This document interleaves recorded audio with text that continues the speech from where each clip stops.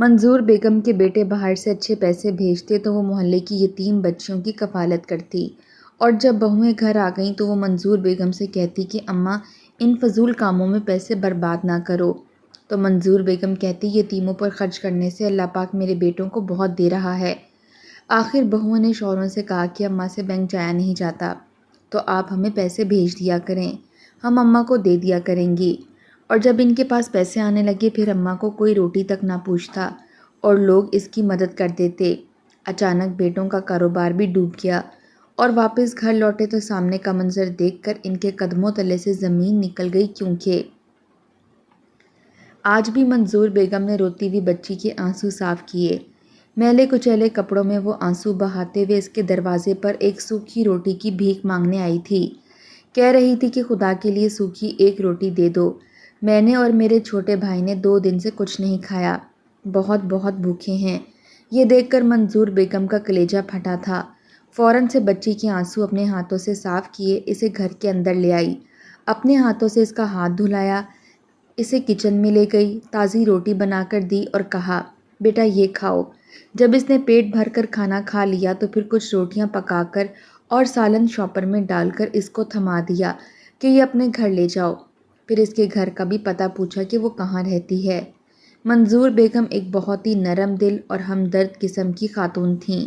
2 جوان بیٹے تھے، دونوں بیرون ملک میں رہتے تھے، وہیں پر جاب کرتے تھے، پیسے ماں کو بھیجتے تھے، فرما بردار بیٹے تھے، ماں سے کبھی اونچی آواز میں بات نہیں کی تھی۔ منظور بیگم کے شوہر 2 سال پہلے ہی وفات پا چکے تھے، اس لیے اکیلی گھر میں رہتی تھیں۔ زیادہ تر محلے دار جب اس کے گھر آتے یا اپنی قسم پرسی کی شکایت کرتے تھے تو وہ چپ چاپ اس کے ہاتھ میں نوٹ پکڑا دیتی، اس کے آنسو صاف کرتی، کہتی کہ اپنے گھر میں راشن ڈلوا لینا۔ منظور بیگم کے سامنے کوئی آنسو بہاتا تھا تو اس کا دل پھٹنے لگتا تھا، وہ اس کے ساتھ خود آنسو بہانے لگتی تھی، ایسی نرم دل خاتون تھی۔ آج بھی جب اس نے اس بچی کو روتے ہوئے دیکھا تو اس کا دل سینے کے اندر دہل کے رہ گیا۔ معصوم سا چہرہ تھا اور بے بسی سے ہچکیاں لے لے کے رو رہی تھی، سب کے دروازے بجا کر کہہ رہی تھی کہ بس مجھے ایک سوکھی اور باسی روٹی دے دو، میں 2 دن سے بھوکی ہوں، میرا بھائی بھی بھوکا ہے۔ لیکن سبھی دروازہ کھول کے جب اس بچی کو دیکھتے، اس کے میلے کچیلے کپڑے دیکھتے، بکھرے بال دیکھتے تو اسے دھکا دے دیتے، چل نکل یہاں سے، فقیرنی کہیں کی آ جاتی ہے منہ اٹھا کے۔ منظور بیگم نے تو سبزی والے کی ہانک پر دروازہ کھولا تھا تاکہ گھر کے لیے کچھ سبزی خرید سکے، لیکن جیسے ہی دروازہ کھولا تو اس بچی کو دیکھ کر وہ سبزی والے کو روک کر سبزی لینا ہی بھول گئی۔ اس بچی نے 3-4 گھروں کے دروازے کھٹکھٹائے لیکن سب نے ہی اسے دھتکار دیا تھا۔ جب منظور بیگم نے آگے بڑھ کر اس کا ہاتھ پکڑا وہ روئے جا رہی تھی۔ منظور بیگم اسے گھر کے اندر لے آئی، اسے پیار کیا، کھانا کھلایا اور کھانا دے کر بھیج دیا، لیکن پورا دن دل میں اس بچی کے لیے اداس ہوتی رہی، یہی سوچتی رہی کہ پتہ نہیں بیچاری 2 دن سے بھوکی تھی، کیسے بھوک برداشت کی ہوگی۔ تب یہ سوچنے لگی کہ میں بوڑھی ہو گئی ہوں، مجھ سے 2-3 گھنٹے بھوک برداشت نہیں ہوتی، کچھ نہ کھاؤں تو ایسا لگتا ہے کہ کچھ ہو جائے گا۔ وہ تو 7 سال کی معصوم بچی تھی۔ اگلے روز جب وہ بچی آئی تو بہت خوش تھی، کہنے لگی خالہ جان میں آپ کے گھر میں کام کر دیا کروں، آپ مجھے بس 2 وقت کی روٹی دے دیا کرنا۔ اس نے کہا کہ تم اتنی معصوم سی ہو، میں تم سے کیا کام کروا سکتی ہوں؟ کہنے لگی میں برتن مانجھ دوں گی، جھاڑو بھی لگا دوں گی۔ اس کے چھوٹے چھوٹے نازک ہاتھ دیکھ کر منظور بیگم کو شرم آئی تھی، اس نے مٹھی میں پیسے دبائے، کہنے لگی مجھے بتاؤ تمہارا گھر کہاں ہے؟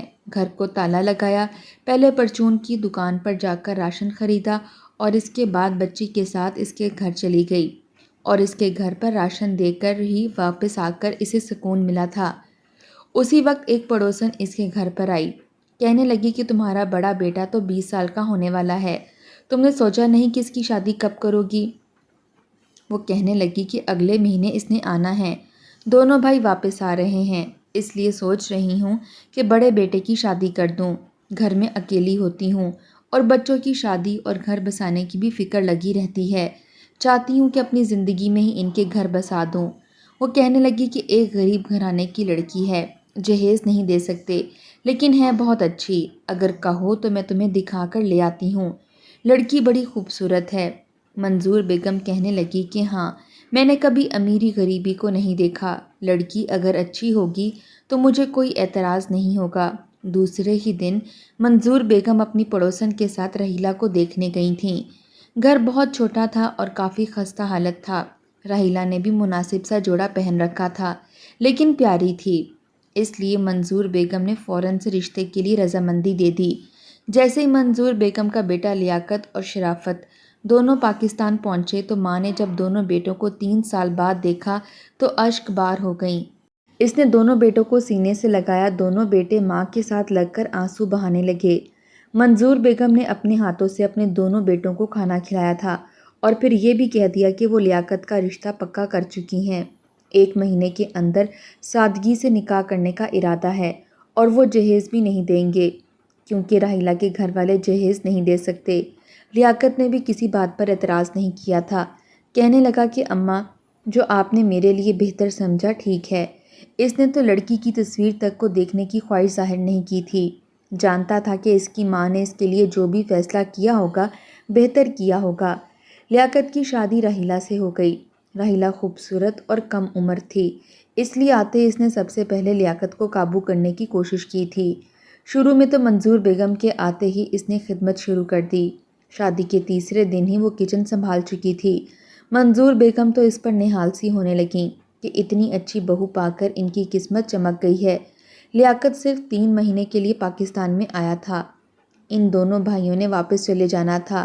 شادی کے شروع کے دن رحیلہ کو اپنی والدہ کی خدمت کرتا دیکھ کر لیاقت کا دل رحیلہ کی طرف مزید نرم پڑ چکا تھا کہ گھر میں ہر چیز کی ریل پیل تھی، کوئی کمی نہ تھی، نہ کھانے پینے کی نہ ہی کسی اور چیز کی۔ یہ سب کچھ دیکھ کر رحیلہ بڑی خوش تھی۔ ایک بار اس کی بڑی بہن جب رحیلہ سے ملنے آئی تو رحیلہ کا بڑا گھر دیکھ کر، ٹھاٹ باٹ دیکھ کر اس کی تو آنکھیں چندیا سی گئی تھیں۔ کہنے لگی، تم تو اچھے گھر میں آ گئی ہو۔ ایک میرا گھر ہے، 3 کمروں کا گھر ہے، ایک چھوٹا سا کمرہ میری ساس نے مجھے دیا ہے، ڈھیر سارے دیور اور نندے بھی ہیں، میں تو کام کر کے مر جاتی ہوں۔ پھر تم تو جانتی ہو کہ کامران کا کام کتنا معمولی سا ہے، خرچہ آتا نہیں ہے کہ ختم ہو جاتا ہے، سالوں سال گزر جاتے ہیں لیکن اچھے کپڑے بنانے کا موقع ہی نہیں ملتا۔ رحیلہ کا نیا جوڑا دیکھ کر بہن نے کہا تھا۔ پھر اس کے بعد رحیلہ سے کہنے لگی کہ یہ گھر تمہارا ہے، تمہارے شوہر کی کمائی پر ہی تمہاری ساس راج کر رہی ہے، اس لیے اس گھر پر اپنا قبضہ کرو، کیونکہ میں نے سنا ہے کہ تمہاری ساس بڑی ہمدرد خاتون ہیں، سب کچھ غریبوں پر لٹا دیتی ہے۔ یہ سن کر رحیلہ نے ماتھے پر بل ڈالے تھے، کہنے لگی، غریبوں کو دینے کی کیا ضرورت ہے؟ یہ کیا بات ہوئی؟ میرا میاں کیا اس لیے بیرون ملک جا کر محنت کرتا ہے کہ ماں یہاں پر پیسہ اجاڑ دے؟ میں ایسا نہیں ہونے دوں گی۔ اس کی بہن نے رحیلہ کو ساس کے خلاف کافی بھڑکا دیا تھا اور یہی کہا تھا کہ لیاقت سے کہو کہ پیسے تمہیں بھیجا کرے، لیکن جب یہ بات رحیلہ نے لیاقت سے کہی تو اس نے کہا کہ تمہارا دماغ تو نہیں خراب ہو گیا؟ اماں جی کے ہوتے ہوئے تمہیں پیسے کیوں دوں گا؟ گھر کا سب کچھ میری ماں ہی دیکھتی آ رہی ہے اور وہی دیکھے گی۔ ہاں ٹھیک ہے، میں تمہیں ماہانہ خرچہ دے دیا کروں گا جس میں تم اپنی ضرورت کی چیز خرید لیا کرو۔ اس وقت تو رحیلہ چپ رہی، لیکن جیسے ہی لیاقت اور شرافت دونوں دوبارہ سے بیرون ملک گئے تو رحیلہ منظور بیگم کی ہر حرکت پر نظر رکھنے لگی۔ اس نے اندازہ لگا لیا تھا کہ واقعی منظور بیگم غریبوں کا بڑا بھلا کرتی ہیں۔ جیسے ہی لیاقت نے اور شرافت نے پیسے ان کے اکاؤنٹ میں ڈلوائے تو فون کر کے انہیں بتا دیا تھا کہ اماں جی ATM کے ذریعے سے پیسے نکلوا لیجیے گا۔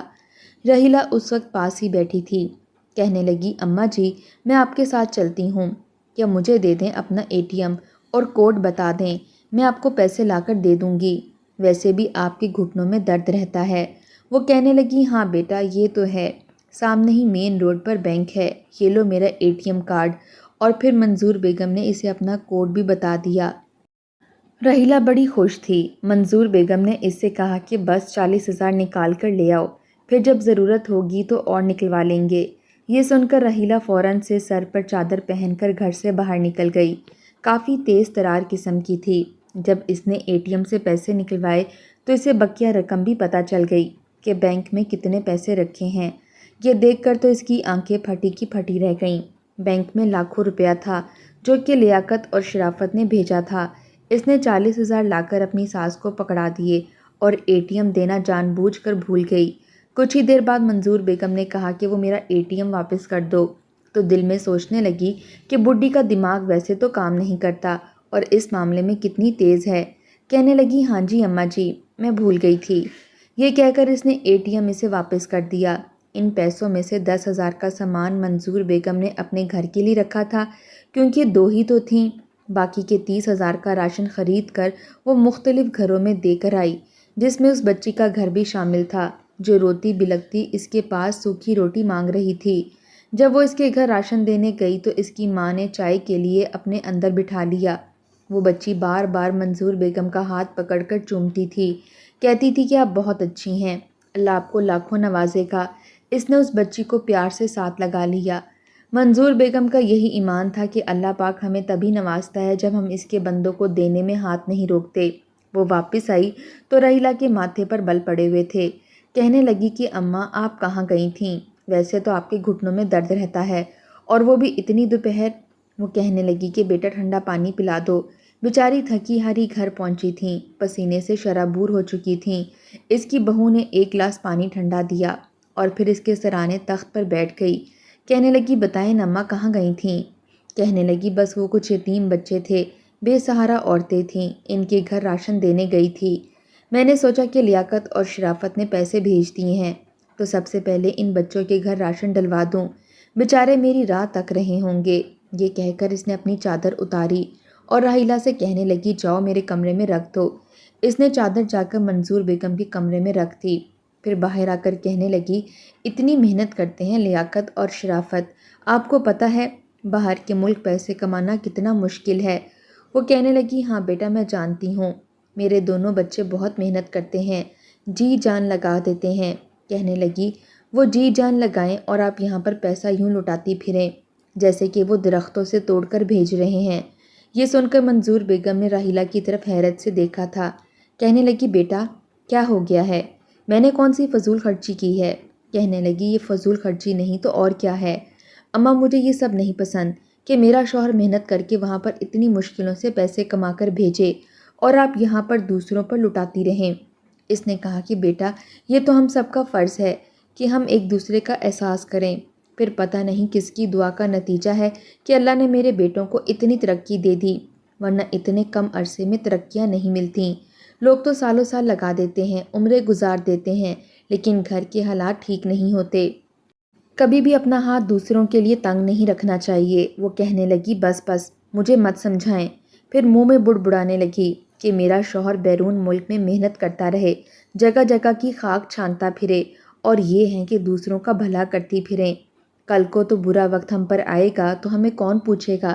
یہ کہہ کر وہ اپنے کمرے میں چلی گئی۔ منظور بیگم تو یہ بات سن کر بڑی حیران ہوئی تھیں کہ آخر اسے ہوا کیا ہے۔ کمرے میں جاتے ہی راحیلہ نے اپنی بہن کو فون کیا اور کہنے لگی کہ آپ کی بات بالکل صحیح نکلی، ارے میری ساس تو یہاں پر دوسروں کے گھروں میں راشن ڈالتی پھرتی ہے۔ وہ کہنے لگی کہ بھائی کسی طرح بھی کچھ بھی کرو، پیسے اپنے ہاتھ میں رکھو۔ پھر کہنے لگی کہ ایسا کرو کہ اپنے دیور کی شادی جمیلہ سے کروا دو، دونوں بہنیں تم لوگ ایک گھر میں ہو جاؤ گی تو وہ بھی سکھی ہو جائے گی، اور اس کے بعد تم دونوں اپنے شوہروں کو ہاتھ میں لے کر ان سے پیسے اپنے پاس منگوانا۔ یہ بات سن کر راحیلہ کا دماغ ٹھٹکا تھا۔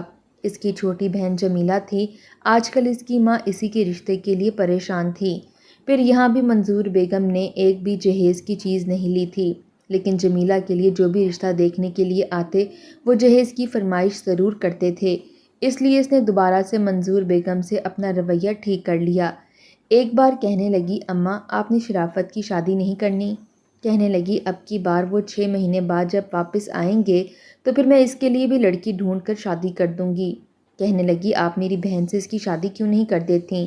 وہ بھی خوبصورت ہے، پیاری ہے، اور ابا اماں بہت پریشان ہیں، اس کے جہیز کے پیسے ہی اکٹھے نہیں ہوئے، اور جو بھی اسے دیکھنے آتا ہے جہیز کی لمبی چوڑی لسٹ دے کر جاتا ہے۔ یہ کہتے ہوئے اس نے جان بوجھ کر دوپٹے سے اپنی آنکھیں رگڑی تھیں تاکہ پتہ چلے کہ وہ رو رہی ہے، اپنے آنسو صاف کر رہی ہے۔ یہ سن کر منظور بیگم کا دل بجھ کے رہ گیا۔ اس نے راحیلہ کی بہن کے ساتھ ہی اپنے چھوٹے بیٹے کا رشتہ بھی طے کر دیا۔ 6 مہینے بعد جب لیاقت اور شرافت دونوں 1 مہینے کے لیے واپس آئے تو شرافت کی شادی بھی جمیلہ سے ہو گئی۔ دونوں بہنیں ایک گھر میں آ گئی تھیں، اس لیے اب انہوں نے اپنا اصل روپ دکھانا شروع کیا تھا۔ دونوں بہنوں نے اپنے شوہروں سے یہی کہا کہ اماں کے گھٹنوں میں بڑا درد رہتا ہے، آپ لوگ پیسے بینک میں بھیجتے ہیں، بیچاری کو بینک جانا پڑتا ہے، پھر وہاں سے سامان بھی گھر کا وہی لے کر آتی ہیں۔ کیا آپ کو اپنی ماں پر ذرا بھی ترس نہیں آتا؟ ارے ہمارے ہاتھ میں سارا خرچہ رکھ دیں تو ہم سب کچھ خود سنبھال لیں گی۔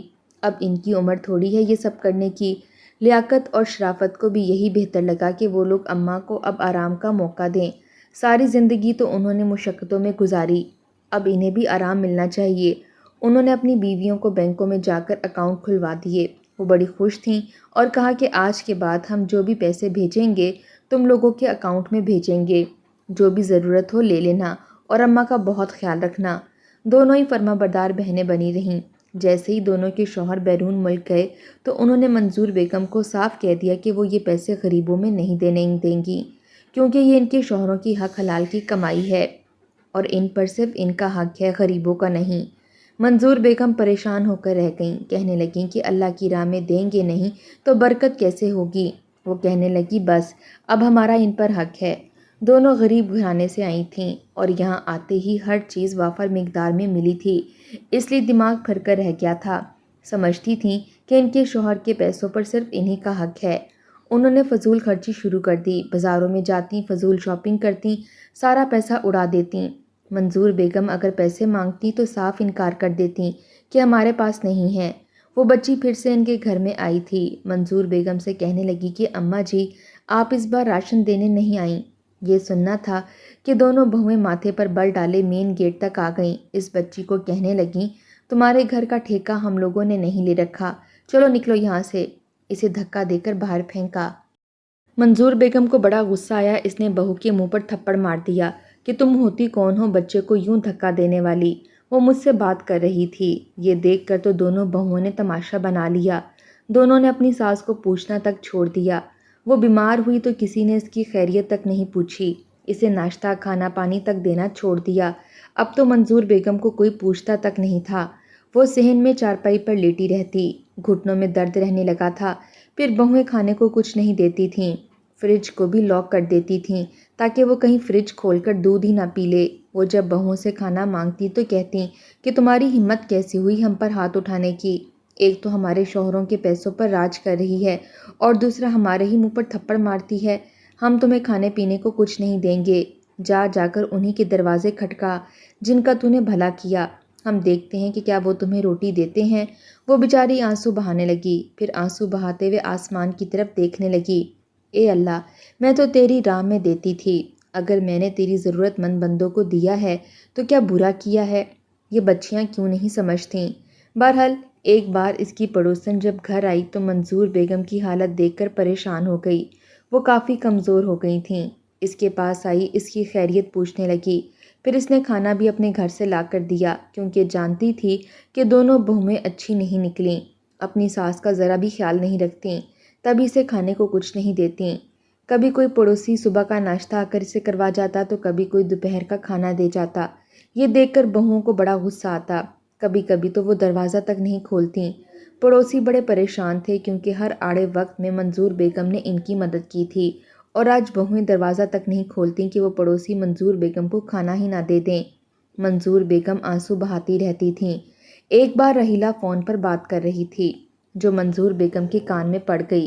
لیاقت سے لڑ رہی تھی، جھگڑ رہی تھی کہ اس بار تم نے مہینے کے پیسے کم کیوں بھیجے ہیں؟ میرا ان پیسوں میں گزارا نہیں ہوتا، مہنگائی ہو گئی ہے، پیسے اور بھیجو۔ جہاں پر تم 12 گھنٹے کی ڈیوٹی کرتے ہو 18 گھنٹے کی کرو، میں کچھ نہیں جانتی، مجھے پیسے چاہیے تو چاہیے۔ میں نے برانڈ کا ایک بہت قیمتی سوٹ دیکھا ہے، مجھے وہ لازمی خریدنا ہے۔ یہ سن کر منظور بیگم کی آنکھوں سے آنسو ٹپکے تھے، کیونکہ جانتی تھی کہ آنے والا وقت بڑا سخت ہے۔ دونوں بیٹوں کی نوکریاں ایک دم سے چھوٹ گئیں اور دونوں ہی پریشان ہو گئے تھے، لیکن بیویوں کی فرمائشیں تھیں کہ ختم ہونے کا نام نہیں لے رہی تھیں۔ کہتی تھیں ٹیکسی چلاؤ، کسی پیٹرول پمپ پر نوکری ڈھونڈو، لیکن بس کام کرو اور ہمیں ڈالر بھیجو، ہمیں ہر قیمت پر پیسے چاہیے۔ دونوں کو عیاشی کی عادت پڑ چکی تھی، بازار کے کھانے کھاتی تھیں، کسی کام کو ہاتھ نہیں لگاتیں، ہر کام کے لیے ملازمہ رکھی تھی۔ دونوں بھائی روتے دھوتے پاکستان واپس آئے تھے، لیکن جب گھر کے اندر داخل ہوئے تو سامنے کا منظر دیکھ کر ہوش اڑ گئے تھے۔ سامنے اپنی ماں کی حالت دیکھ کر دونوں ہی پریشان ہو گئے۔ دونوں کی بیویاں اس وقت بازار سے کھانا منگوا کر کھا رہی تھیں اور دونوں کے کمروں میں شاپنگ بیگ پڑے ہوئے تھے۔ سمجھ رہی تھی کہ ابھی بھی ان کے شوہر باہر کے ملک میں ہیں اور جیسے تیسے بھی انہیں پیسے بھیجتے رہیں گے، لیکن یوں اچانک سے دونوں کو گھر میں دیکھ کر ان دونوں کے رنگ اڑ گئے تھے۔ دونوں ہی اپنی بیویوں کا رویہ سمجھ گئے تھے کہ انہوں نے غلطی کی ہے۔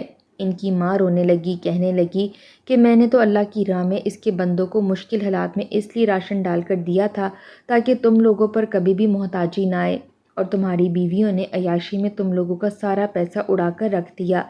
یہ سن کر دونوں بیٹے ماں کے پاس بیٹھ کر رونے لگے اور اپنی بیویوں سے کہنے لگے کہ جاؤ اپنے میکے چلی جاؤ، کیونکہ ہم لوگ بالکل خالی ہو چکے ہیں۔ ہماری ماں کی دعا اور ان غریبوں کی دعائیں ہمارے ساتھ تھیں تو ہمارے کام بھی چل رہے تھے، لیکن تم لوگوں کا ایمان اللہ تعالیٰ پر تھا ہی نہیں، پیسے پر تھا۔ اب جاؤ اور جا کر وہیں پر زندگی گزارو تاکہ تم لوگوں کو احساس ہو کہ اللہ نے کتنی نعمتوں سے تم لوگوں کو نواز رکھا تھا۔ یہ سن کر دونوں نے رو رو کر اپنے شوہروں سے معافی مانگی اور پھر یہی کہا کہ ہم آئندہ کبھی بھی اللہ کی راہ میں دینے میں کنجوسی نہیں کریں گے۔